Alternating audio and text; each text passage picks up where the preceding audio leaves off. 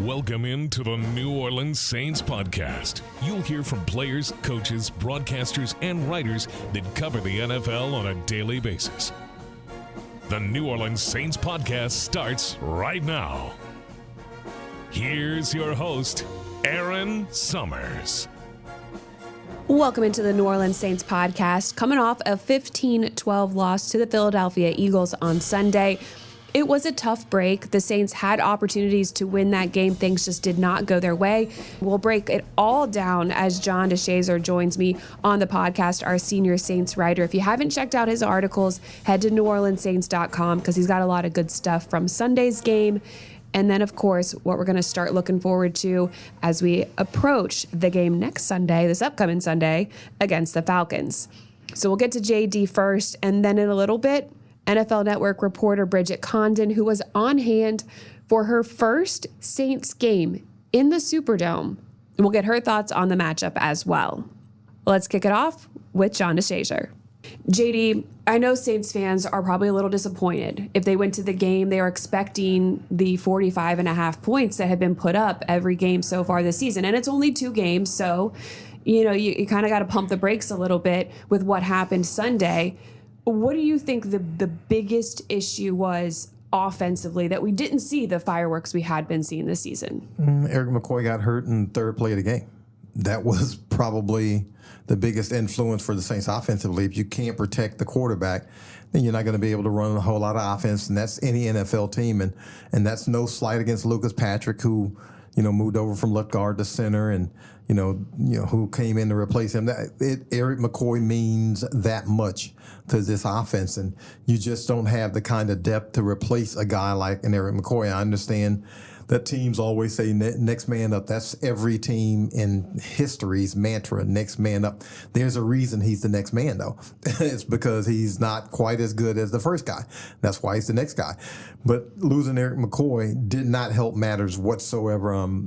I think the Eagles were able to penetrate, especially in the middle of the line early after McCoy went out. And it just wrecked a lot of things. It wrecked the rhythm in the passing game. They were able to get to Derek Carr. It wrecked whatever interior rushes you might have had, up the middle with Alvin Kamara. It just did not bode well for the Saints offense. And so it was a struggle really from the time Eric McCoy went out until essentially the Saints were able to get that touchdown with 2:10 left in the game, that touchdown pass to Chris Olave, 13-yarder from Carr. And it was just struggle city once Eric McCoy went out, and I think that was the biggest factor. And I understand Taysom Hill was not in the game also. Mm-hmm. But even if Taysom Hill plays, how effective can he be when your quarterback's running for his life, or when he's being harassed, or when Taysom's runs basically are those up the middle, off tackle runs and those kinds of things, between the tackles runs.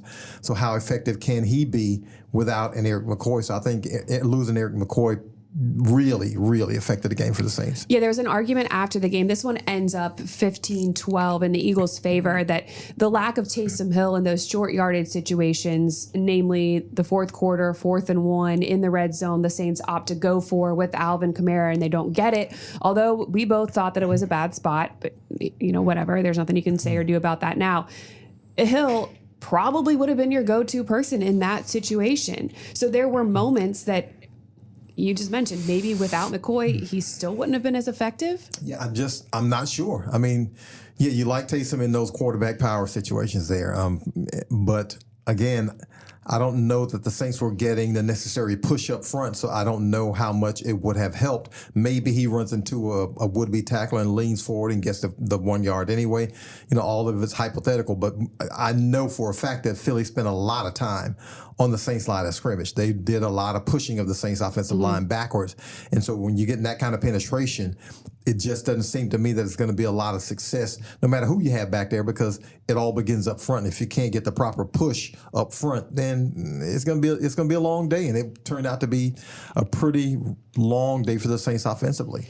The Saints end up going just for 89 yards on the ground, 219 yards overall. Alvin Kamara was 87 of those 89 rushing yards. I mean, they were going to him as much as they possibly could. But again, it wasn't as effective. And I think it's because the Eagles' defensive line was different than we've seen from them in the first 2 games this season. I mean, they were 6 on the line, cheating up a linebacker. And they were loading the box to stop the run. Well, folks got to understand, Philly went to the Super Bowl not very long ago, 2 seasons, I believe. And Philly probably should have won that Super Bowl. Lost to Kansas City. Different story for a different day. But Philly played well in that game. And then Philly, I think, started like 10-1 last year before they bottomed out. Yeah. So it's not as if that's a horrific team that just came and got. I mean, they didn't play well in the first 2 games, but they played a little bit more to the flavor that we're accustomed to seeing that Philadelphia Eagles team play. So, yeah, they were able to stop the run. And, I mean, when you run for 185 yards a game in the first 2 games and you basically give your quarterback a comfort level where he can just hand it off and you don't have to necessarily stress him that much. Well, if I'm a defense, I'm going to come in and say, okay, we're going to stop the run and we're going to see if these guys can beat us throwing the ball. Well, the added bonus for Philly was Eric McCoy gets hurt. Right. And now all of a sudden, Carr has no time. Everything is wrecked. Everything is totally wrecked, I think, when Eric McCoy goes out of the game. And again, that's no slight to his offensive line mates. That's just a fact. He's that good. And so when he leaves the game, everything gets wrecked. And Philly, which is loading up against the run, now says, okay, we can not only load up against the run, but we can play the run on the way to the passer. And so those were the things that they were able to do, especially when the Saints wanted to hit them between the tackles. And so you've got to be able to run some between the tackles in the NFL. You can't run everything wide. It's just not feasible. It's not going to work long term. So you got to keep them honest up the middle. But their middle was so much better without Eric McCoy in there that it really affected how the Saints had to approach the game. So, yeah, they kept running it to keep them honest, but you also kept running them because you needed to keep them off Derek Carr as much as they were. And unfortunately, weren't able to get a whole lot of yardage out of it. Man, there was that one throw to Rashid Shaheed early in the first quarter that if that would have dropped in and the Saints were able to get a touchdown there, I think it would have changed the dynamic of the game a little bit because the Saints defense was given this offense a very long leash. Yeah, defense had 2 bad plays, unfortunately, 2 bad plays, a 65-yard touchdown run, Saquon Barkley, and a 61-yard completion from Jalen Hurts to Dallas Goedert. You take away those 2 plays, and that basically was about 27% of Philly's offense, those 2 plays. So the defense played an outstanding game, but unfortunately had a couple of bad plays that you can't get back because they all count. And those 2 plays led to touchdowns. One of them was an actual touchdown, and the other one led to the lead-taking touchdown.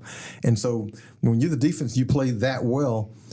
You really played well enough to be rewarded, but unfortunately, you played well enough to where you needed to give away one less big play because it's sometimes it happens this way in the NFL. You want it to be complimentary football all the time. It's not. Mm-hmm. Sometimes your defense has got to pick up your offense. Sometimes your offense has got to pick up your defense. Sometimes the special teams has got to chip in, which the Saints had a special team chip in yesterday. But sometimes you got to have one unit play a lot better than the other. And unfortunately, those 2 plays are the ones that stand out because other than that, Saints defense played out. They only gave up 15 in that one. Right. And they came in giving up 14 and a half. So they're right on average. Yeah. So they only gave up the 15. And most Sundays you feel like if the Saints give up 15, they're going to win because we've seen some things from this offense where, again, I don't think the Saints are a 12-point-a-game offense. They're better than that. But they only held them to 15, and that's plenty good enough. Had 4 sacks and a couple of forced turnovers, and they get a turnover off of not a turnover, but a punt block, and they get some 4th down stops. I mean, so defensively, it was a sterling effort. Forget the yards that Philly was able to get. They got more than 400 yards. I'm always looking at the scoreboard, and when you give up 15, you probably should win the game. So the Saints pitched a shutout through 3 quarters. They gave up yards, to your point, eventually, when it was all said and done, 460. But through those 3 quarters, they gave up yards, but they made the big play when it counted. There was 4 straight possessions over the span of halftime where Matthew had the interception in the end zone. Granderson had the forced fumble that Willie Gay recovered. And then there was the 2 fourth down attempts by Philly when they should have kicked a field goal, but that is something like I don't know what Sirianni is thinking with some of his decision making. But they go for it, 4th and 1 from the 15. Chase Young and Warner combined for a sack. And then first drive of the second half, 4th down, sack by Brian Brzee, who has played exceptionally well over the past couple games here. Those were just huge moments in the game. And you're like, man, the defense is doing everything they can. And if the Saints offense could have just strung together a drive and given them a little bit of a break, they might have had more left in the tank in the fourth quarter. Yeah, but I think Philly, I think Nick Sirianni, Philly's coach, was thinking the same thing Dennis Allen was thinking. If you can get a touchdown, that's almost like a knockout blow, because it was going to be a low-scoring game, and there were only going to be so many chances you got to get to the red zone. So kicking field goals probably would have been nice and safe, but if you get a touchdown, you maybe deflate them, because Dennis Allen had an opportunity to kick a field goal, and they went for it in 4th down and didn't, and were unsuccessful. And the Saints were able to keep Philly off the board that way, whereas Philly was thinking, it's 3-0. It's 3-0. We will get another chance to get a 3. It might be a long 3, but we'll get another chance to get a 3. But how many chances are we going to get to get 7? And so those opportunities become precious, especially in the first 3 quarters. Now, if you're in the fourth quarter, you just kick the field goal, you tie the game, and say, okay, we're going to take our chances. But if you're doing it in the first 3 quarters or so, maybe in the first 3 quarters and maybe 5 minutes of the fourth quarter, you figure there's still time to kick a field goal. But the Saints were in the same boat. The Saints were, had some opportunities to attempt some long field goals, and they were thinking, you know what, as good as the defense is playing, let's just punt it, pin them deep, get a 3 and out, get the ball back with a shorter field, and let's see what we can do with that. And unfortunately, it didn't work out that way. Well, Philly does love analytics, and I'm sure they were looking at that when they're making the decisions. But after the game, it was posted that analytics said for the Saints in that situation, fourth quarter, 4th and 1, where they were on the field. I can't remember how close they were, but it was in the red zone. So they were pretty close, and you give the ball to Alvin Kamara. But the statistics said you should go for it. In that situation, I think it was 3-0 at that time. And I get it. Analytics, and I get it. But coaches sometimes go with analytics, and sometimes you go with the gut. And the gut says, if we get a first down here and we get a touchdown out of it, because you're thinking touchdown. That's the only reason you go for it. Otherwise, if you feel like you can't get a touchdown, you're just going to kick it anyway. You're thinking 1 touchdown. yard doesn't seem like that's egregious to try to get. No, it's not egregious at all. But you feel like, okay, I've got a team that can get a yard. I mean, that's what you're feeling as a coach. So that's why I say, it's not necessarily analytics. It's, I believe this team can get a push and get a yard. And sometimes it works, and sometimes now analytics next time is going to say the exact same thing, and maybe another coach will kick a field goal. Yeah. So you just got to go with what you feel at that moment, because you feel like, I don't want a field goal here. I want to apply a knockout punch to this team. And worst case scenario, you figure we get the first down, you run 3 more plays, you get a minute and a half, 2 more minutes off the clock, and you kick the field goal. Best case is you get the first down and you go in and get a touchdown, and really at that moment you feel like, I don't necessarily know if Philly's going to wave the white flag, but they're looking at the scoreboard and it says 10-0, and they haven't been able to score, and they haven't been able to do much of anything. The Saints are looking and saying, okay, we got you now. We got you by 2 scores. There's no way we're going to give up 2 scores. And that was coming off of, you mentioned the punt block by JT Gray and the big turnover there. They had favorable yardage on that drive, and they come away with no points. The way that the team just couldn't capitalize on some of those turnovers, that was tough. And I know that offensively they would have loved to have things pan out a little bit differently. But this game, as much as it kind of dragged and there's this back and forth chess match between the coaching decisions and stuff, that the fourth quarter, you still have a chance. Yeah. Saints got, one thing, 1 for 3 in the red zone isn't going to get it. So whether Eric McCoy's on the field or a Hatfield and McCoy is on the field, it doesn't matter. Mm-hmm. You got to be able to score in the red zone. And that comes back to bite you as much as anything. 1 for 3 in the red zone, and you lose the game 15-12. You can look immediately and directly at the red zone numbers and say that's where it was. So, but yeah, to be in position to win the game tells you how much assistance the offense had, because the defense, again, you get the 4 sacks and you get the 2 turnovers. The special teams chips in with the punt block and the recovery by Jordan Howden.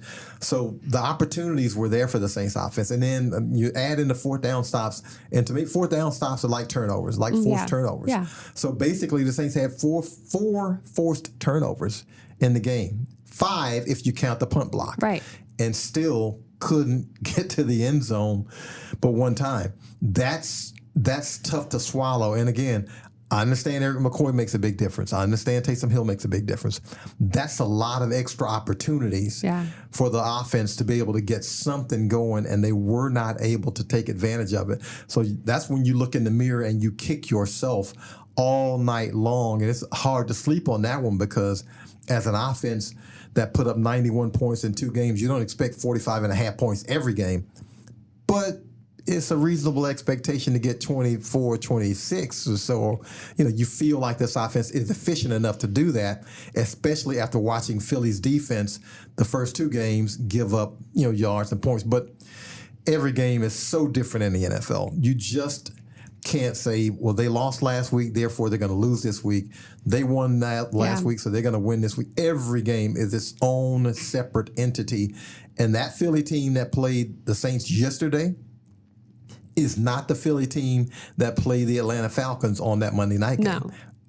Not They're at not all. the team that played, I think it was it Green Bay? Yeah. In Mexico. They weren't that team then. They played much better yesterday. And they, again, the Saints played very, very well, but that Philly team was not the team that had played their first 2 games. They rose to the occasion, and the Saints played well, just didn't play well enough in 4 or 5 plays or 4 or 5 spots that could have been a huge difference in the game. All of that being said, the Saints had the lead with 2 minutes to go in this game. 2:03, Chris Olave has an amazing touchdown grab, 13 yards, toe drag, gets the touchdown. They go for 2, don't get it, but you didn't necessarily need it, and you're up 12-7. Yeah, well, that's the part that hurts. You're up, and you put the defense on the field, and the defense has been the strongest unit on the field. And 2 minutes is a lot of time. Yeah, 2 minutes is a lot of time, but the defense's job is to get off the field. That's their job. Get off the field. However you do it, turnover, 4 and out, because that situation, Philly's going to go for it on 4th down. You get off the field. That's the job, and you get them in a 3rd and 16. That's a most favorable down and distance. And you get calamity defensively where guys collide and Dallas Goedert takes a small underneath pass and he goes 61 yards down into inside the 10. And that's the kind of thing that, sometimes, ish happens. And that was one of those times where a lot of ish happened. A lot of ish just happened where, 3 guys end up colliding and nobody can get to Goddard. Yeah. And it's like, how could this possibly happen? Because we're not in the press box. We're down on the field. We're down in the tunnel. Yeah. Not on the field. We're in the tunnel trying to watch it on the big screen, and all we see is Goddard coming down the sideline. It's like, what in heaven's name just happened? And then you look and you're like, 3 guys collided. Oh, that's what happened. And so Goddard's just trying not to get caught. It's not a Sunday stroll, but he's trucking it down the sideline. But it's one of those things where, they ran enough underneath routes and enough crisscrosses and enough, quote unquote rubs, picks, whatever you want to call it, that the Saints got caught up in the wash. Yeah. And now Goddard's going down the sideline. And that's one of those things where, again, you got him 3rd and 16. You got to make that stop, because you got to get him to 4th down and whatever and get off the field. You got to end that game with the defense giving the ball back to the offense and the offense in the victory formation. And you have that malady of a play that took it away. And still, the Saints had a chance because they get the ball back. Philly scores. But then, and I get it. But it was 15-12. At what point? You have like 50 seconds. At what point did you feel good about the Saints offense yesterday? No point. Okay. So reasonably, you say, okay, now you get the ball back with 50 seconds left, But they and had you got to just go. scored. They just had this great touchdown drive, but and so I was starting to be like, all right, maybe. I mean, the euphoria kind of drags down because I felt like if the Saints were going to win it, they were going to have to win it on defense because that had been the stronger unit for the day. Because now you get into a position where you're going to have to throw it. Philly knows you got to throw it. And Philly has been kind of kicking your behind up front, getting to your quarterback. So I didn't feel great about that at all because it was like, okay, now he really needs to throw it. And he hadn't had time all day. And so now suddenly the offense is going to buck up and be able to keep him out? Probably not. And so that's one of those where, you had so much imbalance offensively where you couldn't run it, you couldn't protect. And if you can't do those two things, I mean, it's going to be hard to win any day. I don't want to say it's a miracle that the Saints were in position to win because the defense played well enough to win the game. I can't stress that enough. The defense played, I know they gave up the two big plays, but the defense played well enough to win the game. But the offense just didn't have it. Whatever it is, whether that's Eric McCoy and Taysom Hill or whatever it is, they didn't have it on Sunday. Why didn't you save me from myself? Because we were in that tunnel and I was going through it and I was stressing. I told you I didn't like the feelings that I was having. And you're just standing there just chilling. You could have at least turned around and been like, Erin, it's just not going to happen today. Well, I mean, I hate to throw up my age on this because it just makes me feel old. But I mean, I've seen a lot of football games. And when you see, like, now I'll get excited when I see him in victory formation. When I see a guy getting ready to take a knee, then that's when I'll start typing up, tweeting. Is it tweeting or Xing now? What the hell is it? Anyway. We still have to go to twitter.com to get to X. So it's just that's when I'll start doing, hey, it's over, we out, blah, blah, blah. But in that situation, I wanted to be optimistic, but the reality was only once did the offense really kind of look like itself, or it looked like the first two games. That was the opening drive of the game where they go down and get a field goal instead of a touchdown, but they go down and get a field goal. But they drove, I think it was 15 plays and ate up, 8 minutes off the clock and only end up with a field goal. But a lot of that, again, you trace that back and you say, okay, man, you wish you'd have cashed in on a touchdown on that one. Oh, Eric McCoy wasn't on the field. Yeah. And so once he went off the field and I saw the way Philly was able to apply pressure and everything, and it was like, this is a long way to go to get in the field goal range, and you got to throw it every down, and they haven't been able to protect.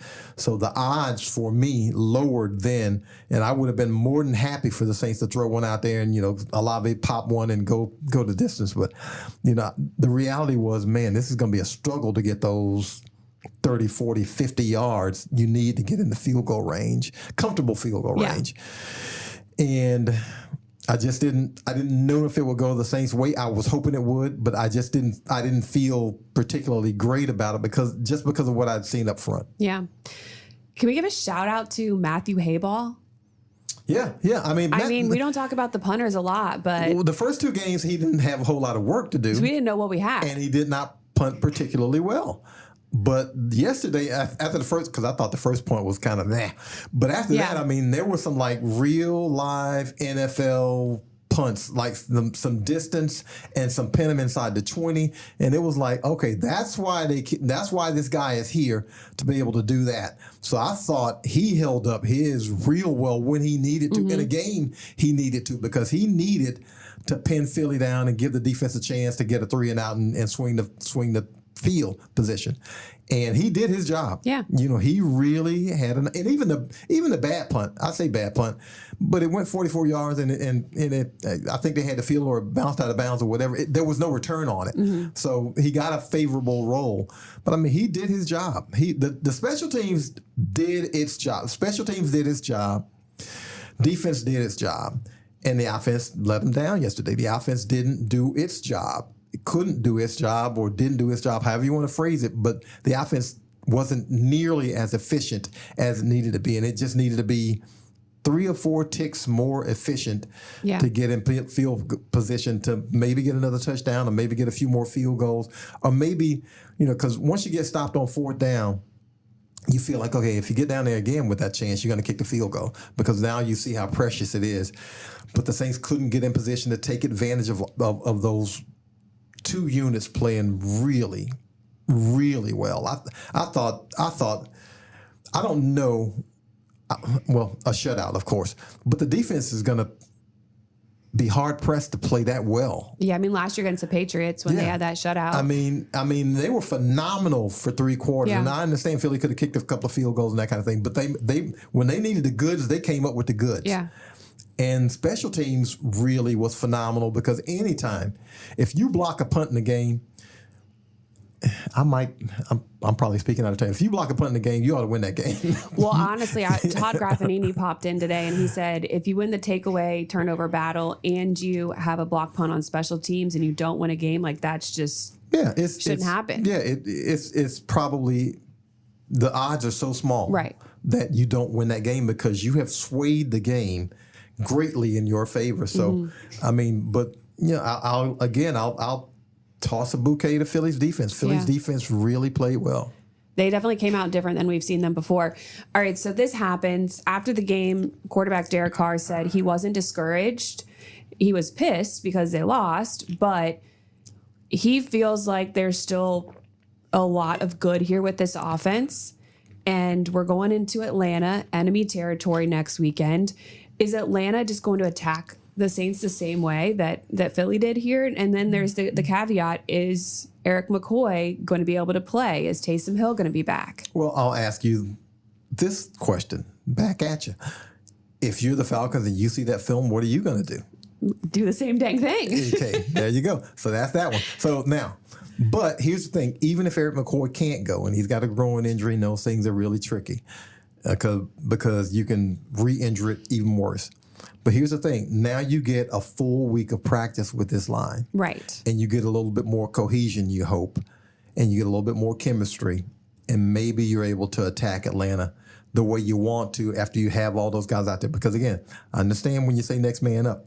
It's different when that next man's got to go in and play with 4 guys who've been playing together, and one of those guys has to move to another position that he practiced some, but didn't practice extensively. I will say that it's good that Lucas Patrick is a vet. He has played a lot. He played all center last year.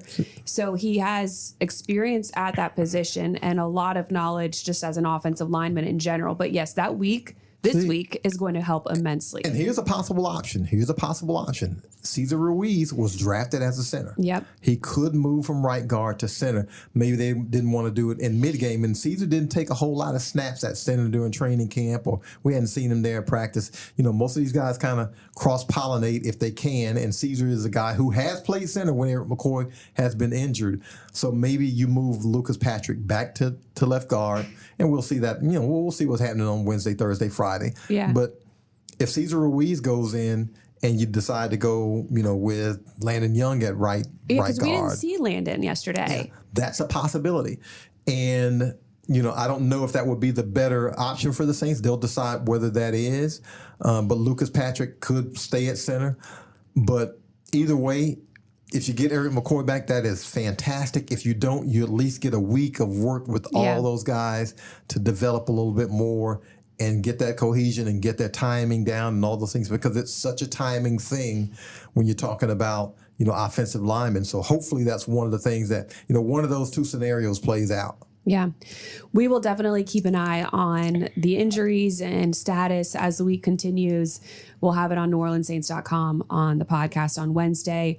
So we'll talk to a player Wednesday, and then Friday we'll be getting a chance to talk to one of the broadcasters for the game on Sunday.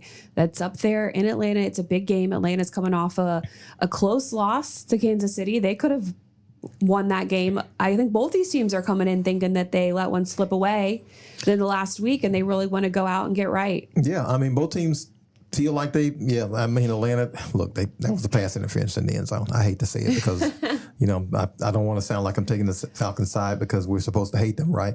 But that was a pass interference in the end zone. So the Falcons probably should have had an opportunity to take the lead in that game.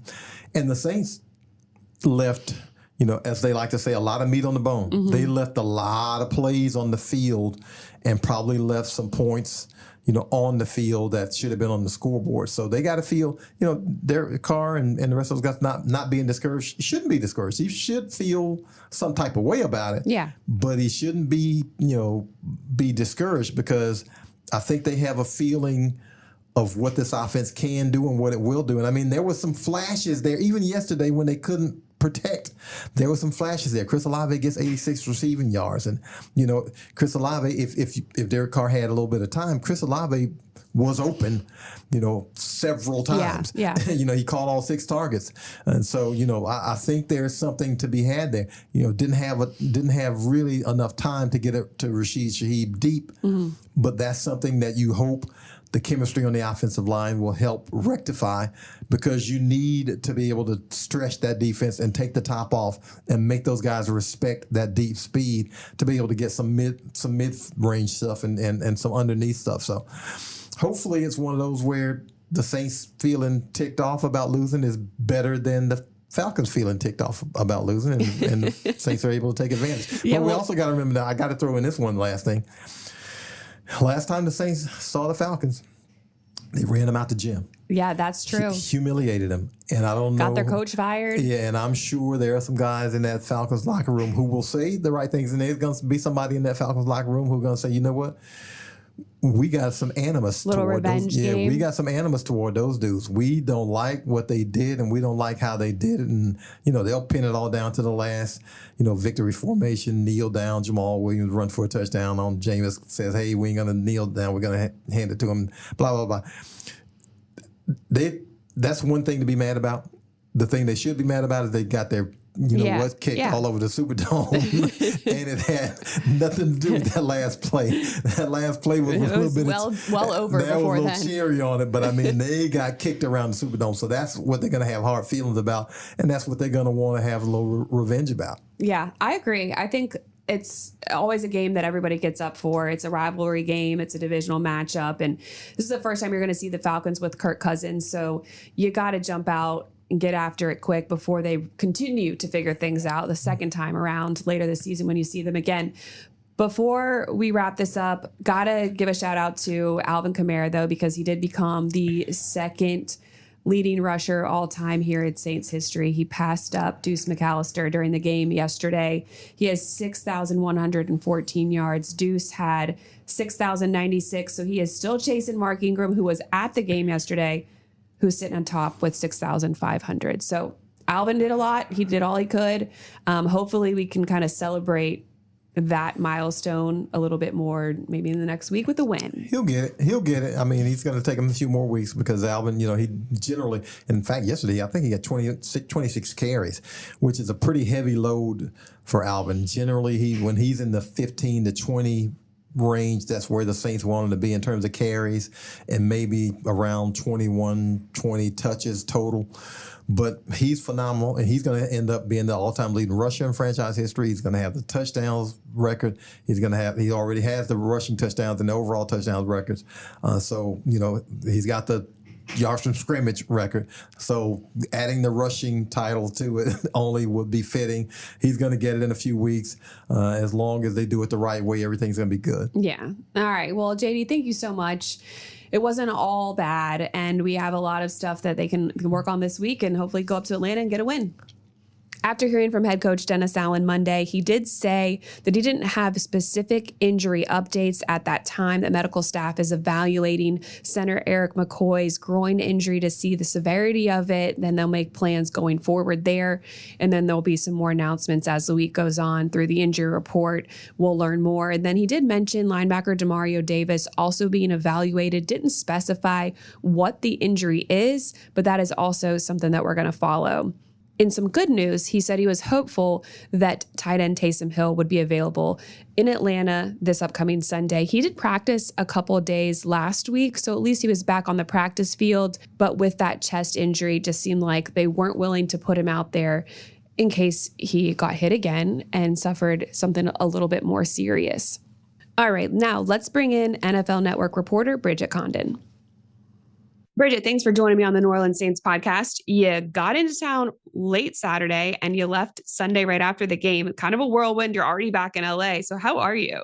I'm good. It was such an awesome weekend. I had never been to New Orleans before. So I actually had a friend that I worked with in North Carolina who now works in New Orleans, and she kind of showed me around. We went and got food at Merrill, which was Mhm. so good in the arts district, I believe. And then she just took me down Bourbon Street for like 10 minutes. That's all I needed. Wild. I would love to go back. Obviously, like the night before covering a game, I'm not doing anything crazy. I wanted to be back in my hotel early to bed. But in any other setting, I could see myself having a grand old time down on Bourbon Street. Yeah, of course. You definitely have to make it back. You do reports all morning long on NFL Network, on their game day show. And this one, we all kind of anticipated a little more points. I mean, we thought it was going to be a close game, but a higher scoring game. How do you think things started to play out, or why they play out the way they did? Yeah, I was definitely anticipating high scoring just because of what the Saints had done, putting up 91 points in the first 2 weeks. And then with Saquon Barkley and Jalen Hurts, you really thought that this would be a back and forth, like punch and, grind kind of game. But I guess we can say this was kind of like old school football, really good defense, not a lot of scoring. Those field goals were really the only points until like the final 5 minutes. That's when it got crazy. You and I were in the tunnel Mhm. watching, and I was like, oh my God, I could do 2 more hours of this kind of football. But up until that point, there was not a lot going on. But I think there's so many things to take away from this game. And one of the things I was thinking about last night on the plane is I know Saints fans are obviously disappointed with the result, but they should be proud. And like, I don't think this is the same, because one of the things I kept talking about was the Saints started 2-0 last season. Players were reminded that they had this same record and went on to miss the playoffs. I don't think that this is the same Saints team that we saw experience that last season. And yes, this was a loss. The Eagles are a good team. And, I think having a loss like this early, you can adjust, you can, fix some of these errors and hopefully turn the season in the direction you want it to go. The way that this Saints season started, a lot of it was predicated on getting that run game going under this new Yeah. Kubiak offense. And that was tough to do yesterday against the Eagles front. The Eagles had struggled up until playing us, stopping the run. So yeah, facing some adversity early in the season can be good. How have you seen this team be different this year? And you think that this start is going to be different for them? I think the Saints, I mean, they have coming into this game, I know there were some injuries, the best offensive line in terms of O-line grades in the NFL. And that is so fundamental. We talk about these star receivers and running backs and quarterbacks. The offensive lines don't get talked about enough. And you can see it with the Saints. When you have a great offensive line, it opens up your playbook. And you just see the confidence Derek Carr has, knowing that, up until that game, he had only been sacked 2 times. He has the time to look around and make these decisions. Then, if things aren't opening in the passing game, you have Alvin Kamara that can hit any gap and take off. I think it just opens up the playbook. And, for the Saints, that's going to still exist. Like, remember, Lucas Patrick moved to center, and I was watching some of the plays in the press box, like, oh, that snap was a little high. Like, those things, you don't realize how important it is to have that cadence with the center in Mhm. practice and for years and stuff, that having to switch that out mid-game, it does impact an offense. And so, that was an issue yesterday too. And hopefully this week they can, work together. And I didn't hear the final of what the full injury is for their center, but hopefully they, whatever it is, can work together, and that's different next game. Yeah, Coach Allen just said that they're still working on what that extent of the injury is, going through the process to evaluate the groin injury with Eric McCoy. But the week, with the line working together should definitely help. You talked to Lucas Patrick before the game because he had such a good start. He's here with a new Yeah. team. What did you find out from him about how he's just gelled here? He was an awesome person to talk about and talk to. I love when we get to highlight offensive linemen, because as I mentioned before, they do not get enough praise. They only get all the backlash when things aren't going well. But when things are going well, you forget to talk about them. So I was happy to get to talk with him. And he said Derek Carr is so good at forming relationships. And even though this is his first season, he was telling me all about what Derek Carr and his family did for Lucas Patrick and his wife. And, just being able to have those kind of relationships off the field, he's like, it's so easy for me to go the extra mile for this dude because I know how good of a person he is. And he's like, you've seen what Derek Carr has been able to do with us protecting him. Like, he's just allowed to, run through these defense, play the kind of ball he likes to play, like play freely. And that has changed. A lot of people didn't think Derek Carr could be a successful quarterback. Remember, he got booed off the field last season. Now you have a season where he's getting time, he's getting confidence, and he's doing these things in part because of Lucas Patrick and this offensive line. And I mentioned they were the highest rated O-line coming into that game yesterday. And I said that to Lucas, and he kind of stopped me and said, Bridget, if we cared about stats, it wouldn't matter. Like, we'd be thinking about the wrong things. He said, that's awesome that we are the highest rated, but I could have told you that because there is no ego in this room. We're all like on the same page, have the same mission.